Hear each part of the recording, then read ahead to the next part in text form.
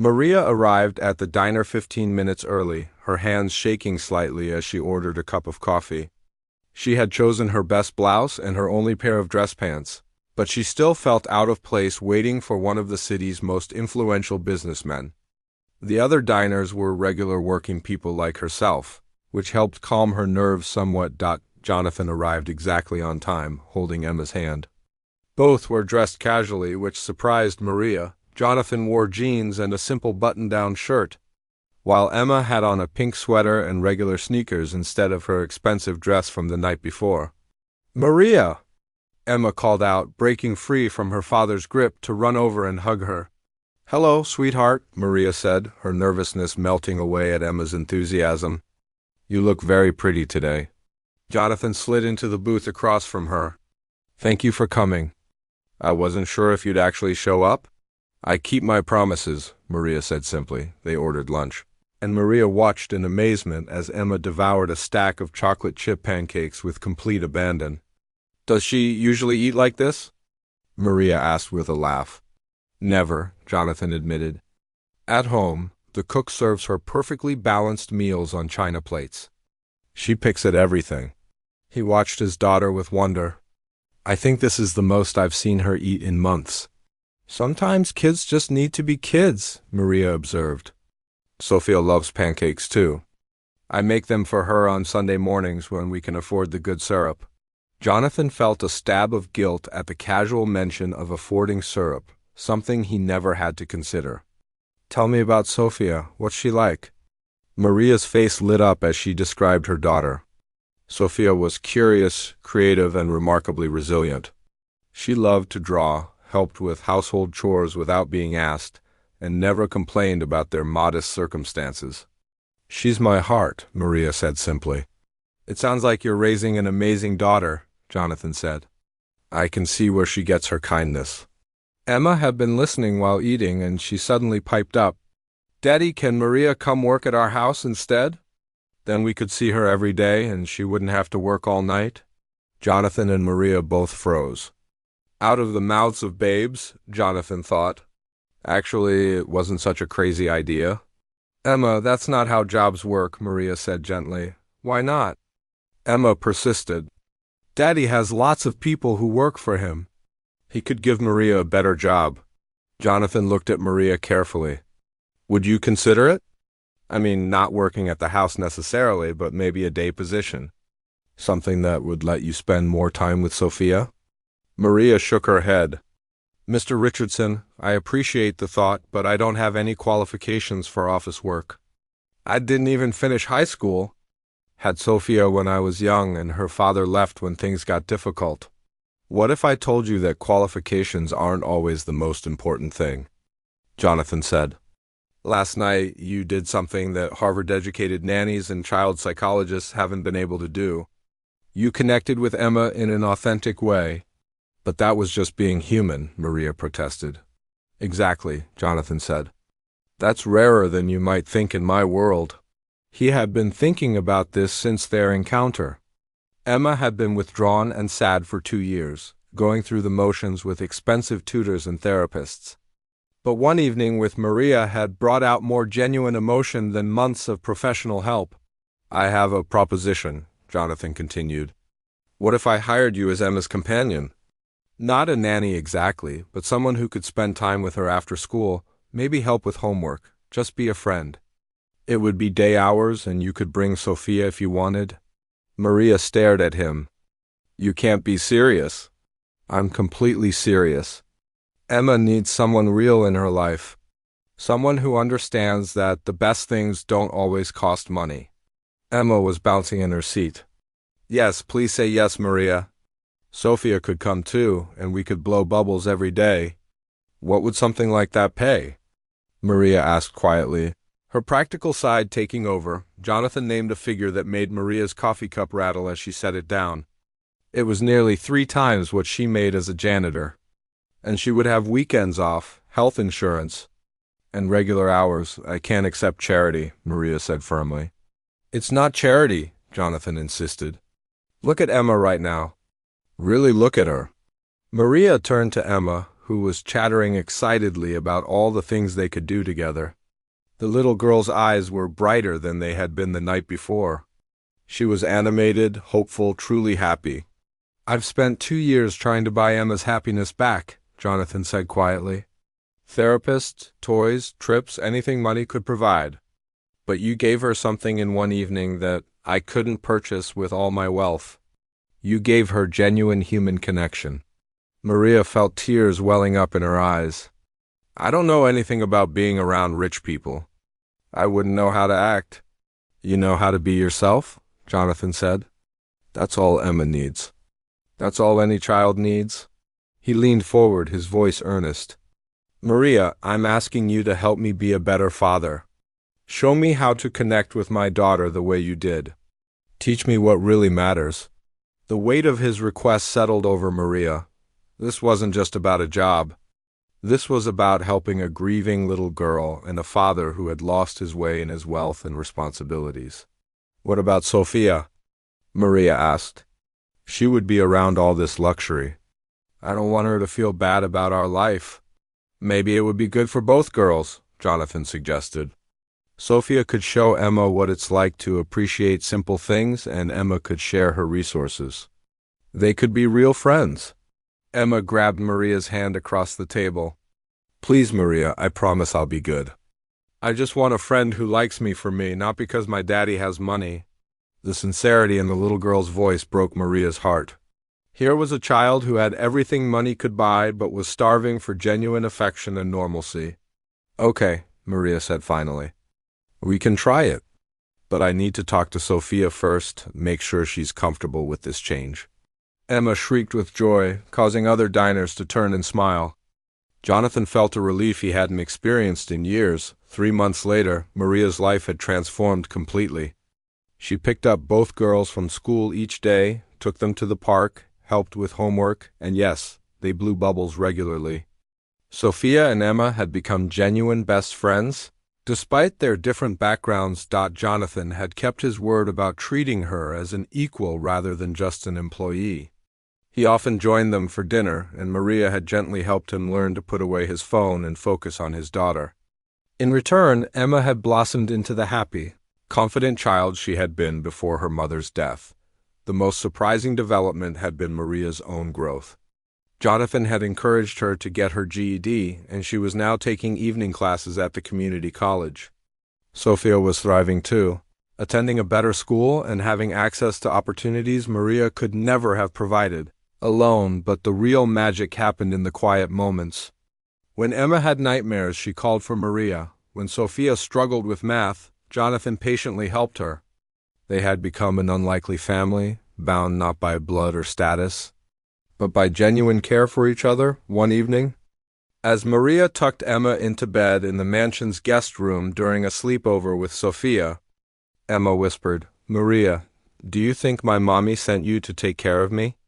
"I think your mommy knew you needed someone to blow bubbles with," Maria replied, kissing the little girl's forehead. Later that night, Jonathan found Maria on the terrace, looking out at the city lights. "Penny for your thoughts?" "Just thinking about how strange life is," Maria said. 6 months ago, I was emptying your trash cans.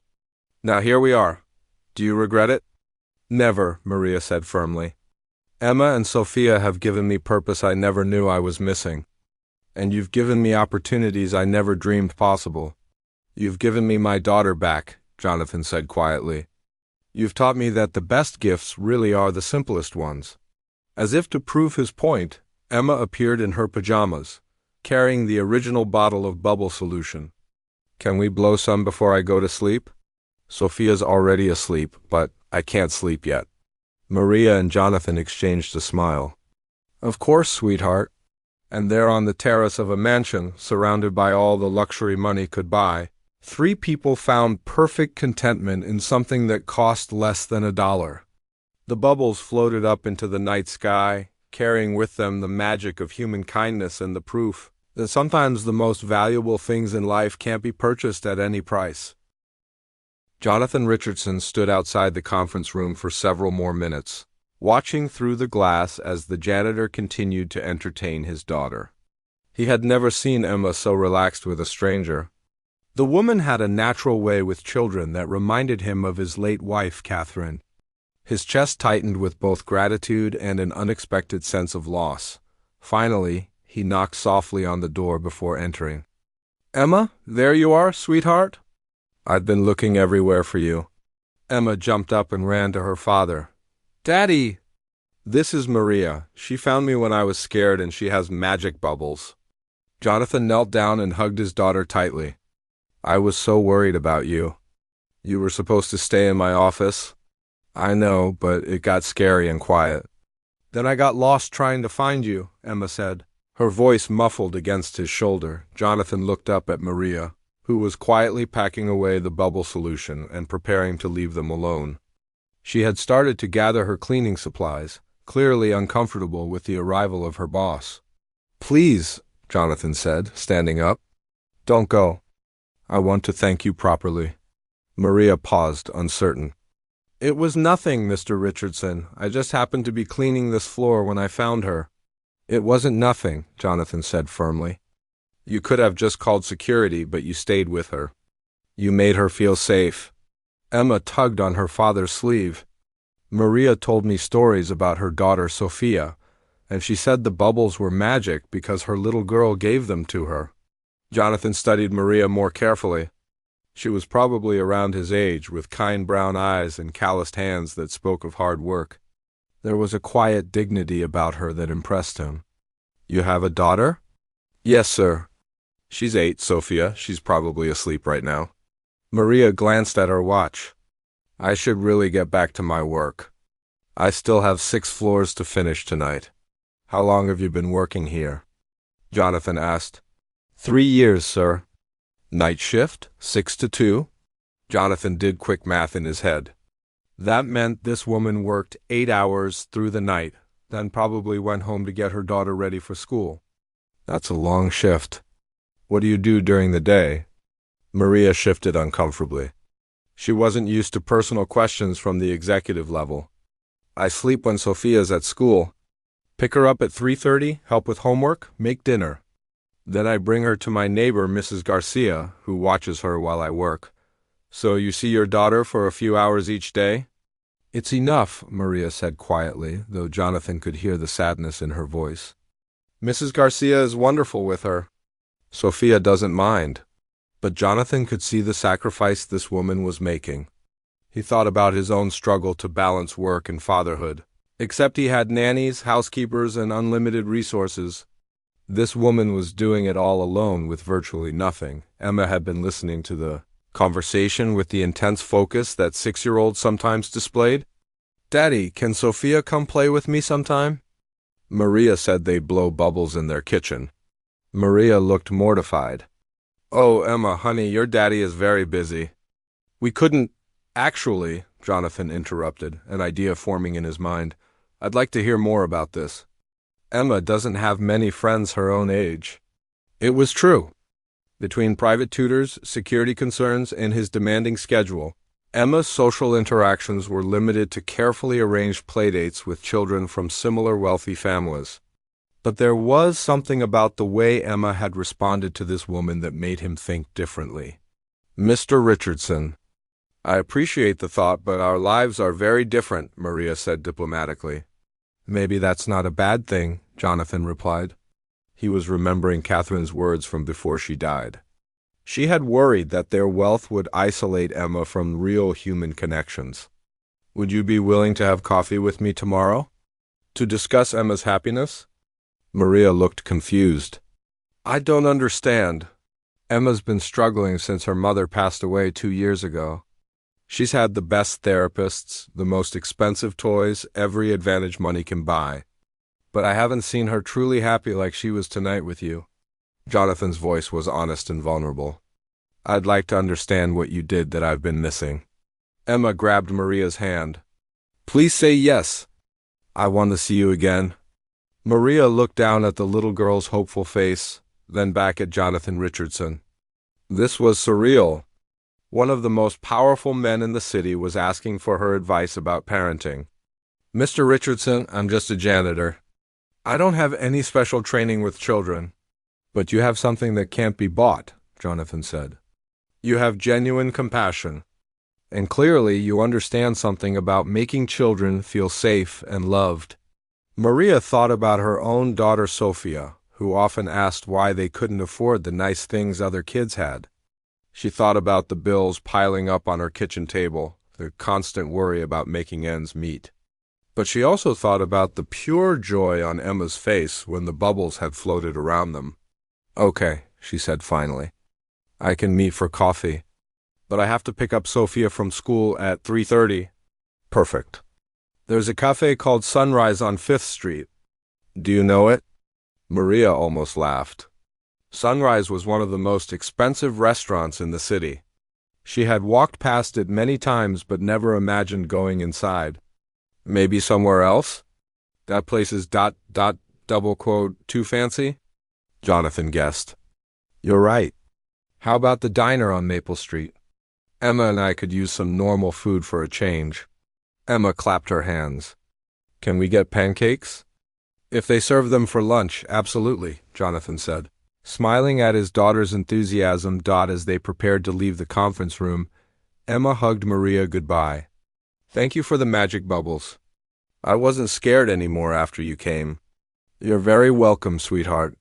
You're a brave girl." Jonathan extended his hand to Maria. "Thank you again. I mean that sincerely. You gave my daughter something precious tonight." After they left, Maria finished her cleaning duties in a daze. She kept replaying the evening's events, wondering if she had imagined the entire encounter. Jonathan Richardson wanted to have coffee with her, to talk about his daughter. It was like something out of a fairy tale. When she arrived home at 3 in the morning, Sophia was sound asleep in her small bedroom. Maria kissed her daughter's forehead and whispered, "You'll never believe what happened at work tonight, Mia." The next morning, Maria told Sophia about meeting Emma while she got her ready for school. Sophia was thrilled at the prospect of meeting another little girl, especially one who liked bubbles as much as they did. "Is she nice like you said?" Sophia asked, brushing her teeth. "Very nice. And she misses her mommy, like you sometimes miss having a daddy around." Sophia nodded seriously. At 8, she was wise beyond her years about the realities of their situation. "Maybe we can be her friends." "Maybe we can," Maria agreed, though she still couldn't quite believe this was really happening. As she dropped Sophia off at school, Maria wondered what she would wear to lunch with a billionaire. Her nicest clothes were still far from fancy, but they were clean and respectable. More importantly, she wondered what advice she could possibly give to someone who had every advantage in the world, but thinking back to Emma's tear-streaked face and the pure joy when the bubbles had appeared, Maria realized that maybe wealth couldn't buy everything after all. Sometimes the most valuable gifts were the simplest ones. Maria Santos pushed her cleaning cart down the marble hallway of the towering downtown office building. Her worn sneakers squeaked against the polished floor as she moved from office to office, emptying trash cans and wiping down desks. The 42-year-old single mother had been working as a night janitor for 3 years now, ever since her husband left her with their 8-year-old daughter Sophia and a mountain of debt. Every night, Maria arrived at the gleaming corporate headquarters at 6 in the evening and worked until 2 in the morning. The pay wasn't much, but it was honest work, and it allowed her to be home when Sophia got ready for school each morning. Maria had learned to find small joys in her routine. She hummed quietly while she worked, and she always carried a small bottle of bubble solution in her uniform pocket. The bubbles were Sophia's idea. Her daughter had given her the tiny bottle for Mother's Day, saying that bubbles made everything more magical. Maria had laughed then, but she discovered that blowing a few bubbles during her long nights actually did lift her spirits. Sometimes she would blow them out the window during her break, watching them float away into the city lights. On this particular Tuesday evening, Maria was cleaning the 32nd floor when she heard something unusual.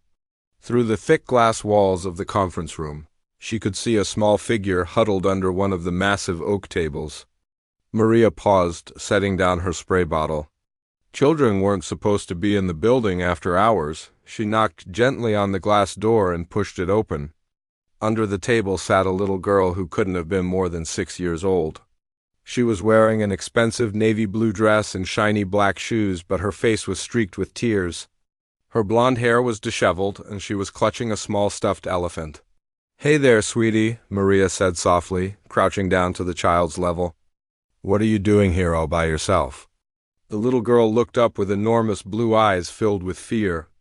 "I can't find my daddy," she whispered. "He was in a meeting and I was supposed to wait in his office, but I got scared because it was so quiet. I came looking for him, but now I'm lost." Maria's heart melted. The child reminded her of Sophia when she was younger. "What's your name, honey?" "Emma," the girl replied, wiping her nose with the back of her hand. "Emma Richardson. My daddy works here. He has the biggest office." Maria recognized the name immediately, Richardson, as in Jonathan Richardson, the CEO of Richardson Industries, whose company owned this entire building. This little girl was the daughter of one of the wealthiest men in the city. But right now, she was just a scared child who needed comfort. "Well, Emma, my name is Maria, and I work here too," she said gently. "I bet your daddy is looking for you right now. These big buildings can be confusing, can't they?" Emma nodded, fresh tears rolling down her cheeks. "I'm scared. It's so dark and quiet. I want my daddy." Maria sat down cross-legged on the floor next to the table.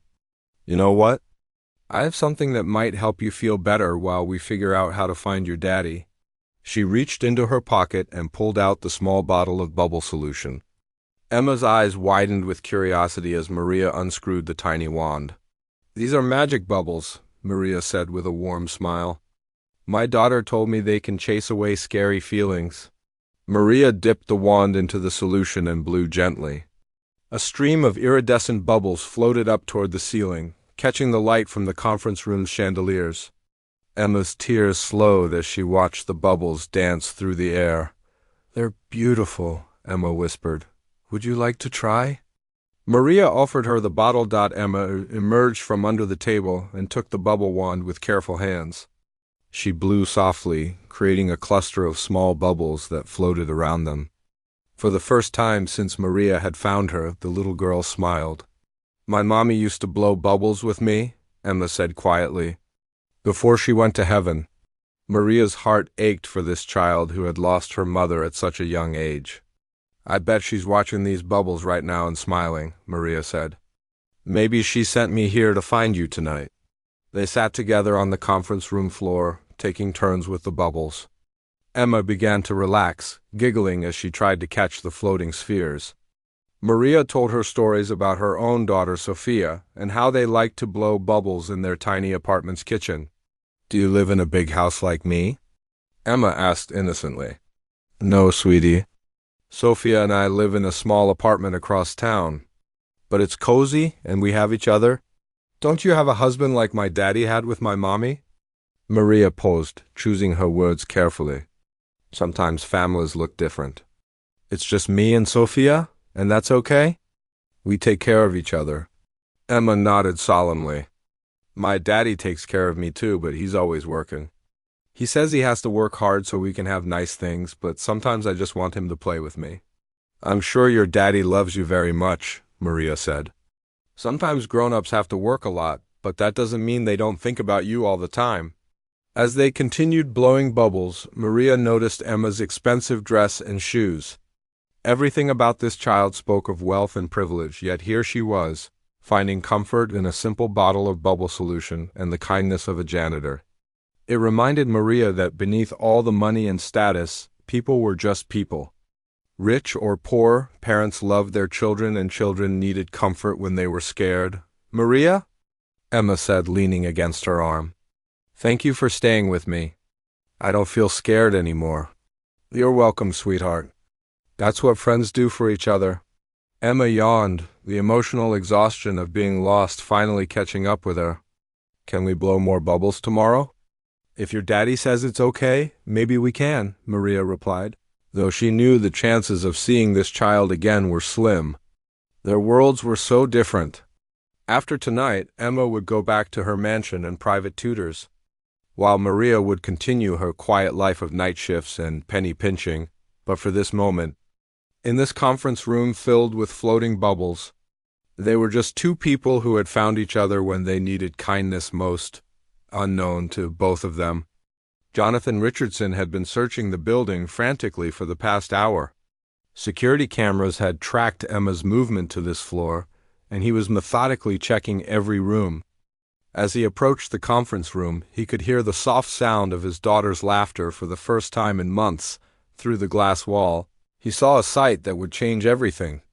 His precious Emma, the center of his universe, was sitting on the floor with a woman in a janitor's uniform. They were surrounded by soap bubbles, and Emma was genuinely happy. Not the polite happiness she showed to nannies and tutors, but real joy. Jonathan pressed his hand against the glass, watching this stranger show his daughter the kind of gentle care he wished he could provide. But his demanding schedule, board meetings, and corporate responsibilities always seemed to get in the way. Here was someone who had taken the time to comfort his scared little girl, asking for nothing in return.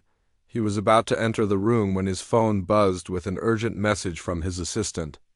A crisis had erupted with their biggest client, and he needed to take a conference call immediately.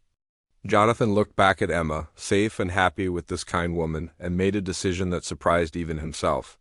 The call could wait 5 more minutes.